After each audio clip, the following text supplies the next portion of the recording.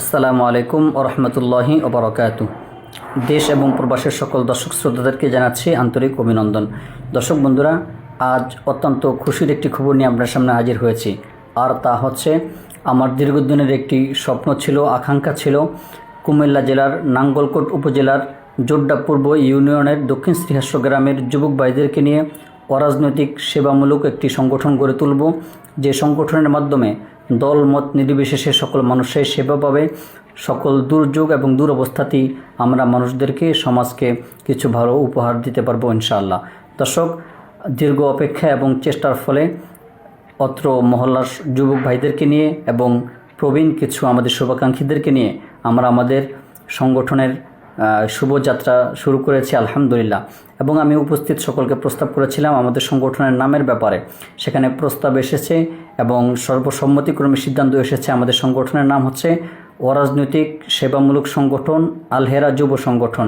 এই সংগঠনের মাধ্যমে ইনশাআল্লাহু তাআলা আমরা সামাজিক, ধর্মীয় এবং রাষ্ট্রীয় কিছু কার্যক্রম করবার চেষ্টা করছি। রব্বে করিম আমাদের সকলকে ভালো পথে কাজ করার তৌফিক। ربنا ظلمنا أنفسنا وإن لم تغفر لنا وترحمنا لنكونن من الخاسرين. ربنا آتنا في الدنيا حسنة وفي الآخرة حسنة وقنا عذاب النار.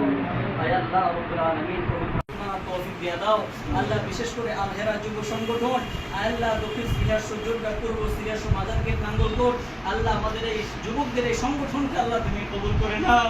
আল্লাহ, এই সংগঠনের মাধ্যমে যেন আল্লাহ আমরা মানুষের সেবা করতে পারি, সমাজের সেবা করতে পারি, আমাদেরকে আল্লাহ তুমি তৌফিক দিয়ে দাও আল্লাহ। কত মানুষ একত্রিত হয়ে গুনাহের কাজ করে, কত মানুষ একত্রিত হয়ে হারাম কাজের মধ্যে লিপ্ত হয়। আল্লাহ, আমরা একত্রিত হয়েছি তোমার দ্বীনের কাজ করার জন্য, সমাজের কাজ করার জন্য। আল্লাহ, আমাদেরকে সমাজের জন্য, ইসলামের জন্য আল্লাহ তুমি কবুল করে নাও আল্লাহ। আমাদের এই হাতগুলোকে, আমিনগুলোকে আল্লাহ তুমি কবুল করে ইহকালে পরকালে আমাদের জন্য আল্লাহ তুমি রহমতের ব্যবস্থা আল্লাহ তুমি নাজিল করে দাও।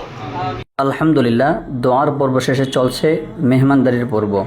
প্রিয় দিনী বন্ধুরা, আপনাদের অবগতির জন্য জানিয়ে রাখতে চাই, অরাজনৈতিক সেবামূলক সংগঠন আল-হেরা যুব সংগঠন প্রথম কর্মসূচি হিসেবে ঘোষণা দিয়েছে, যে সকল সদস্যবৃন্দ প্রথম 40 দিন 5 ওয়াক্ত নামাজ জামাতের সাথে আদায় করবে তাদেরকে পুরস্কৃত করা হবে। এবং আমাদের ঘোষণার সাথে একাত্মতা পোষণ করে অত্র সংগঠনের সম্মানিত সদস্য জনাব সালাউদ্দিন ভাই ঘোষণা দিয়েছেন, সকলকে তিনি তার তরফ থেকে পুরস্কৃত করবেন আলহামদুলিল্লাহ।